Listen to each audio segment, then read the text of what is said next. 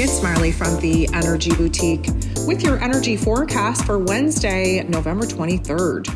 So welcome to our new moon day. This is also a jam-packed energetic day, not only because of the new moon, not only because we just moved into Sagittarius season and we have a little bit of acclimating to do, but we also have Jupiter going direct today at those final degrees in this Pisces energy, which is a little bit of a reflection back, a little bit of a rewind to about April-ish. Maybe even the end of March, but mostly April-ish of this particular year when we were at these same degrees in Pisces energy before Jupiter went ahead and dove into Aries energy.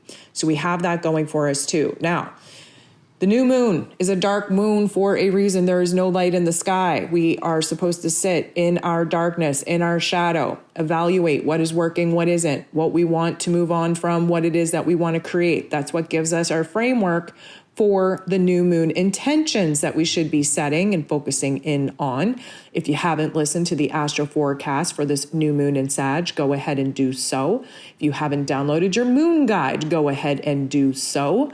This is the most positive, confident, overwhelmingly, I'm going to say abundant and lucky new moon that we have for a very long time. And this is a very special new moon, as you will discover in the astro forecast and in the moon guide, because it is at a 1 degree, which is giving us a fresh, clean slate to work with.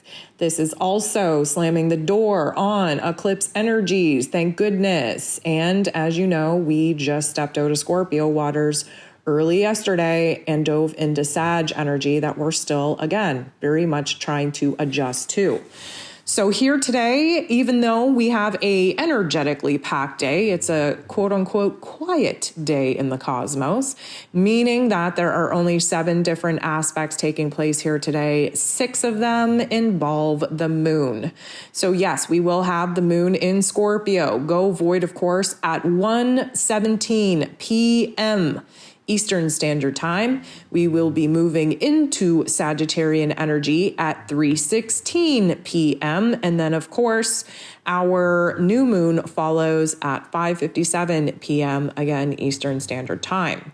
So let's break it down. What do we got going on with the moon still in Scorpio? Well, we make a very awkward aspect to Mars, who co-rules over the Scorpio energy. And this is going to bring up a little bit of a frustration, a little bit of an agitation, a little bit of an anticipation.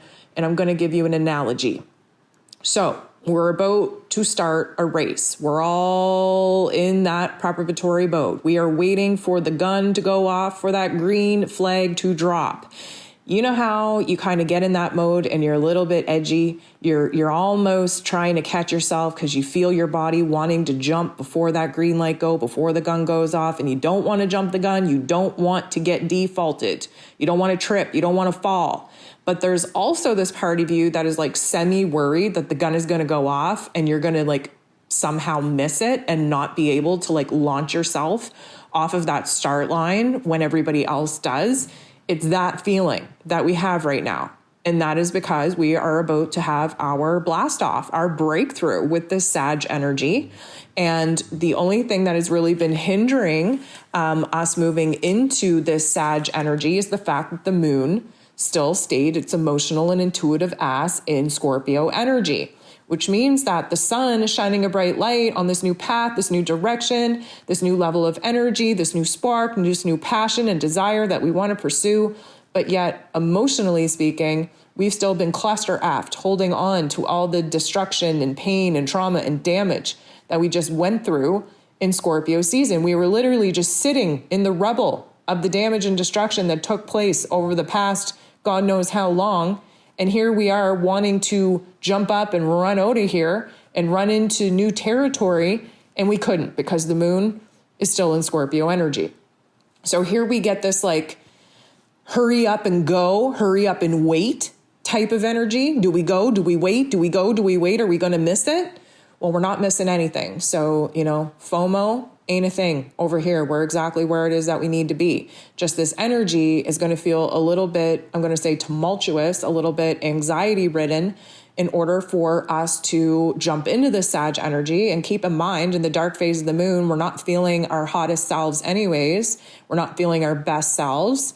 And we are having to sit in the realm of the damage and destruction that we just went through in order to truly appreciate the light that we are about to step into from this darkness, and appreciate the shift, the changing of the tides, so to speak, that we can see. We just haven't been able to actually jump in with 2 feet yet.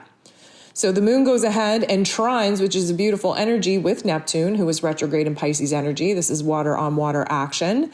We are spending this kind of time. Again, I'm going to run with this racing analogy, okay? So if we had earlier with this, am I jumping the gun? Am I going to miss it? That jumpiness, that edginess feeling.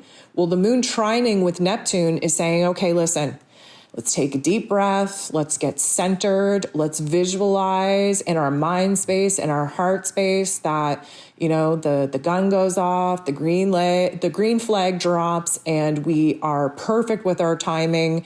We're perfect with our energy management, and we visualize ourselves, starting this race and finishing this race as a winner. It's all about visualizing. It's all about aligning with the dream, aligning with the vision, and really just seeing it through in our headspace and our heart space before we get to take physical action. And then the moon goes ahead and sextiles with Pluto, its ruler. Now, this is where the greatest transformation takes place. It's almost like we come out of this edgy, antsy, anticipatory energy. We calm ourselves down. We zen ourselves out because we have that vision. We have that dream. We're inspired. We're motivated. We are in alignment. And that in itself gives us power. That's what Pluto's all about, is power, control. And right now we have a huge amount of power and control over our emotions, which may feel a little bit crazy and chaotic. Doesn't mean, even when you're in control of your emotions, doesn't mean that you're feeling good emotions. It means that you are keeping the not so nice emotions in check and not allowing those not so nice thoughts and feelings to dictate your behavior patterns and experience. So we're kind of in a good jam here. We're in our power. Now, the moon does go ahead and bump into Chiron, the wounded healer. And this is going to bring up all the fears and doubts and insecurities that we just tried to squash. What if we trip? What if we fall? What if we don't, hit the race like everyone else does? What if we fail to launch? What if we don't win? What if we're laughed at? What if this? What if that? All to do with the fears, the doubts, the insecurities of what it is that we're currently anticipating us doing. Like, we want to jump into this race. We want to be successful. We have visualized it. We've aligned with it. This is what we want. We're inspired. We're motivated. However, those ugly narratives creep in. We are in the dark phase of a moon. We are sitting in the shadow realm of self with the moon in Scorpio. We do have to kind of expect to dabble in the darkness just a tad. And you best believe that Chiron, that wounded healer, is going to be, ripping the Band-Aids off and picking the scabs of the wounds that we have tried to heal.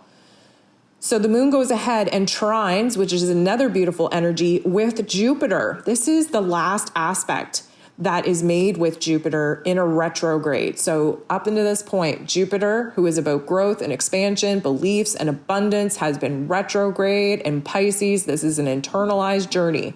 This has been a pause for us to reflect on who it is that we are, all that has happened, what it is that we want for ourselves, reconnect with our higher selves, our dreams, our fantasies, what it is that we're actually inspired to do, recalibrate with the spiritual lessons that we just learned definitely has altered who it is that we are and our perspective and understanding of the situations that have popped off and how it has essentially altered us forevermore. And really, just for us to take this moment to take a deep breath and realize that what we just went through was the trigger, the activation, the catalyst for the growth that was needed in our soul space in order for us to be prepared to jump into new karmic chapters, new soul contracts, a new storyline altogether. 5:11 p.m., Jupiter goes direct. This is a big deal. Jupiter rules over Sag season. He is the ruler of the season that we are in. He is the ruler of this new moon. And then just a couple minutes later, we have our new moon in Sag. The moon and the sun come together, giving us our new moon in Sagittarius at 1 degree. And again, I'm going to recommend that you listen to the Astro Forecast and that you download the moon guide so that you can go into depth on what this particular energy is going to be for us and what this means for us and what it is that we should be focused on initiating for this next 2.5 year cycle. But just know that we reach the peak energy of this new moon in Sag, and you best believe that it is going to be a lot of energy to harvest. It's going to be hard to focus our energies. We might be jittery. We might feel a little bit manic. We might feel overexcited. Whatever it is that we're thinking and feeling, it's going to be extreme because Jupiter rules over this energy and magnifies, turns the volume all the way up on whatever it is that we're thinking and feeling. And having him go into a direct position just minutes before the new moon in Sag actually reaches its peak energy, you best believe we are going to feel some intense thoughts, intense emotions, and have a huge amount of insight, inspiration, ideas, downloads just funnel into our crown. And of course, activating a lot of the ascension symptoms that we talked about in this week's forecast. So if you haven't checked that out already, definitely do a deep dive, prepare yourself, stay ahead of the energies, stay aligned, and have a very happy new moon.